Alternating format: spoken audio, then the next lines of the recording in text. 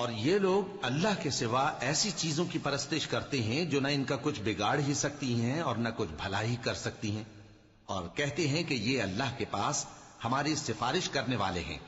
کہہ دو کیا تم اللہ کو ایسی چیز بتاتے ہو جس کا وجود اسے نہ آسمانوں میں معلوم ہوتا ہے اور نہ زمین میں؟ وہ پاک ہے اور اس کی شان ان کے شرک کرنے سے بہت بلند ہے۔ اور سب لوگ پہلے ایک ہی امت یعنی ایک ہی ملت پر تھے، پھر جدا جدا ہو گئے۔ اور اگر ایک بات جو تمہارے پروردگار کی طرف سے پہلے ہی طے نہ ہو چکی ہوتی تو جن باتوں میں وہ اختلاف کرتے ہیں ان میں فیصلہ کر دیا جاتا۔ اور کہتے ہیں کہ اس پر اس کے پروردگار کی طرف سے کوئی نشانی کیوں نازل نہیں ہوئی؟